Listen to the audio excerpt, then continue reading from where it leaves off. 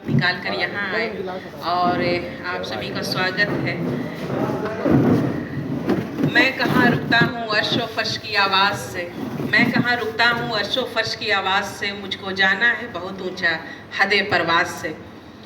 तो अभी सी सर्वे का आया है, सी वोटर्स का सर्वे आया है और आप सभी जानते हैं कि प्रशांत किशोर जी का ग्राफ जिस तेज़ी से बढ़ रहा है, ये इस बात को साबित करता है कि बिहार की जनता बदलाव चाहती है। बदलाव की जो लहर ज़मीन पर प्रशांत किशोर जी की पद यात्रा से जो चली थी, वो अब एक तूफान बन चुकी है और अब हर बिहारी चाहता है कि अब बिहार को एक मौका दिया जाए, जनसुराज को मौका दिया जाए और ये तमाम जो पार्टियां हैं, एनडीए हो या इंडिया गठबंधन हो, इनको अब किनारे लगाने का काम करेगी जनता।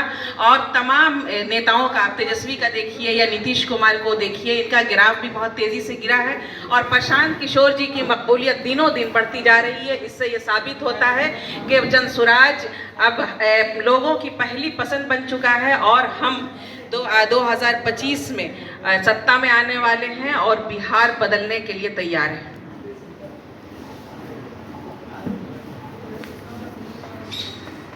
देखिए, मैं जो पहले बोल रहा था, हम आपको चार पांच आंकड़ा देंगे, उसके बाद आप जनता पर छोड़ दीजिए। सी सर्वे की बात नहीं है कि वो जनता क्या उस प्रकार के मुख्यमंत्री को चुनेगी। सबसे पहला कि बिहार का जो अभी अनएम्प्लॉयमेंट रेट है वो लगभग 4% है। बिहार में जो लोग बाहर जा रहे हैं, हर दूसरे घर से बाहर बिहार में लोग पलायन कर रहे हैं और जो पलायन कर रहे हैं उसमें 80% लोग भूमिहीन हैं। बिहार शिक्षा में नीचे से चौथे स्थान पर है। बिहार का पर कैपिटा इनकम 1/3 है नेशनल पर कैपिटा इनकम से। बिहार का नेट माइग्रेशन जो है, आउट नेट माइग्रेशन, वो सबसे ज़्यादा है। बिहार में 8 करोड़ लोग 100 रुपये से भी ज़्यादा नहीं कमा रहे हैं। बिहार में स्वास्थ्य की सुविधा नहीं है।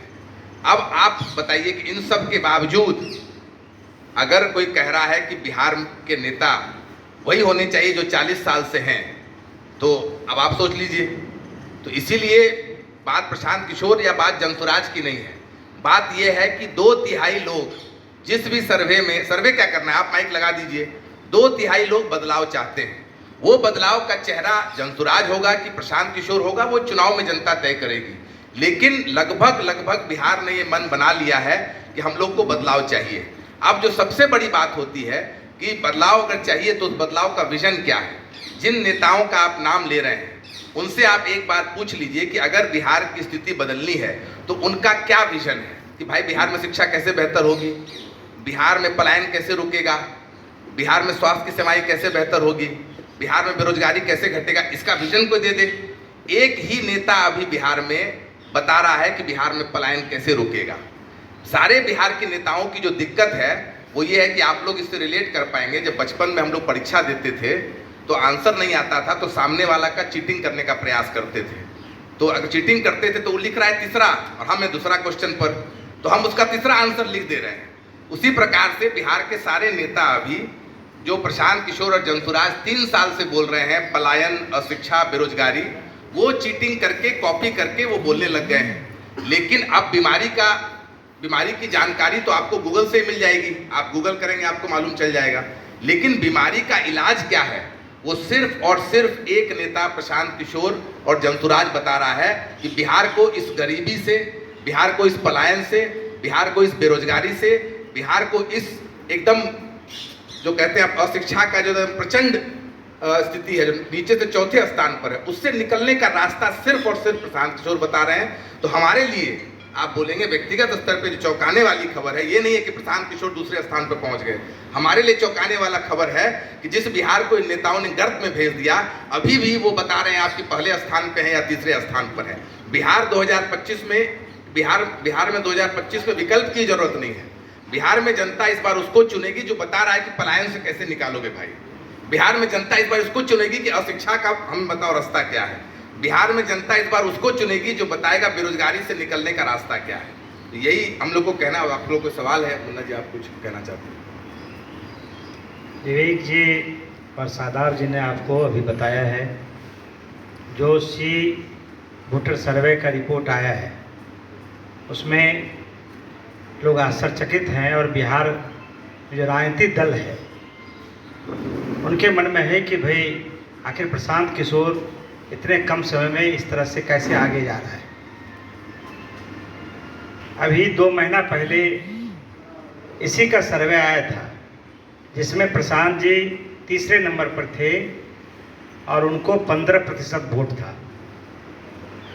नीतीश जी को 18% वोट मिला था, तेजस्वी जी को 41% था, चिराग जी को 2% था, सम्राट जी को 8% था। लेकिन अभी जस्ट 1 महीने के बाद फिर ये आज कल आया है सर्वे, उसमें है कि जो दूसरे नंबर पर था वो घट के 15% पर आ गया है और जो तेजस्वी जी 41% थे, सबसे ज़्यादा गिरावट 5% का 36% पाया है। और लोग के बारे में हम नहीं कहेंगे, अभी ये झांकी है, 2025 बाकी है। अभी आपने देखा कि गांधी मैदान में रैली के नाम पर सरकार और प्रशासन ने किस तरह से प्रशांत जी को लोगों को मिलने से रोका गया, किस तरह से जो 100, 150, 200 किलोमीटर से आए थे उनसे मिलने नहीं दिया गया।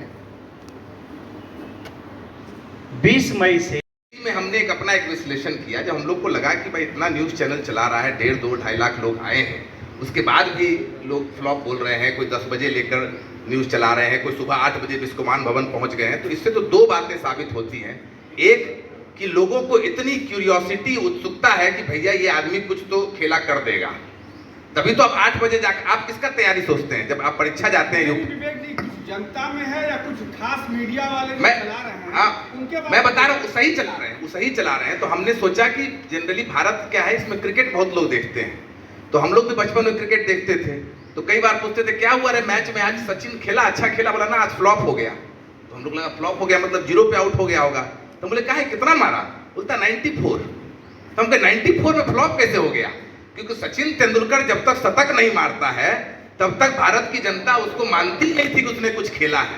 तो प्रशांत किशोर पिछले 10 साल में उन्होंने ऐसे कीर्तिमान ठोक रखे हैं कि भैया जो मुख्यमंत्री प्रधानमंत्री बनाया हुआ है उसके रैली में 10 लाख लोग नहीं आए तो लोग उसको हार मान रहे हैं। लोग छोड़िए, सबसे ज्यादा बात तो हुई कि प्रशांत किशोर खुद आकर बोल रहे हैं कि भैया हमने जंतुराज परिवार के 10 लाख लोगों को बुलाया और उसमें से 2-2.5 लाख लोग ही आए, तो मैं ये संवाद को स्थगित करता हूं। मैं मानता हूं उनकी बातचीत हुई, आप एक नेता ला दीजिए।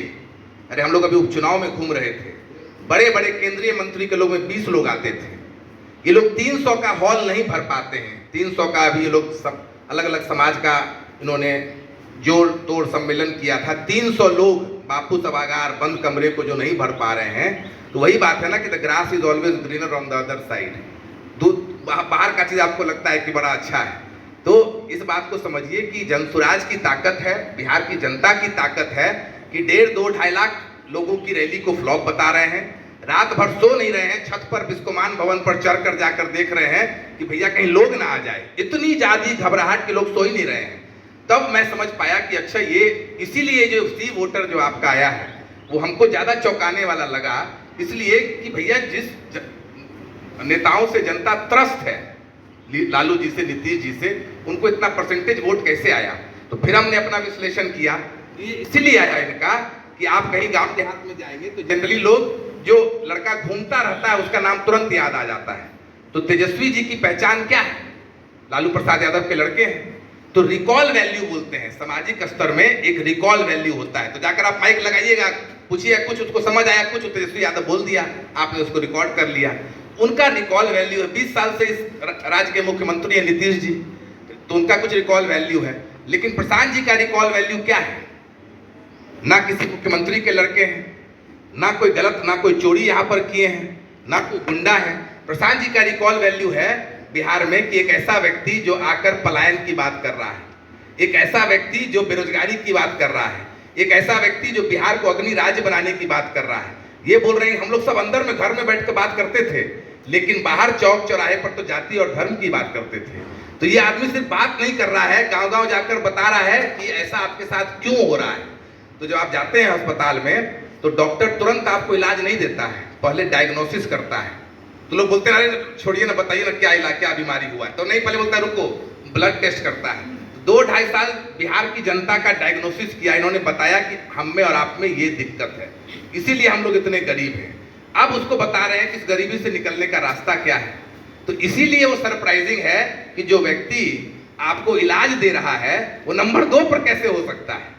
जो डॉक्टर आपको बता रहा है कि इस लाइलाज बीमारी से आप कैसे ठीक हो सकते हो, नंबर 2 पे कैसे हो सकता है, वो एक्चुअली है नंबर 1 पर वो चश्मा है। अभी जैसा मुन्ना जी ने बताया, अभी बिहार बदलाव यात्रा होगा, गांव गांव जाएंगे, रिकॉल वैल्यू बढ़ेगा और आपको दिखेगा नंबर 2 नंबर 3 पर भी नहीं रहेंगे। जब सचिन तेंदुलकर खेलता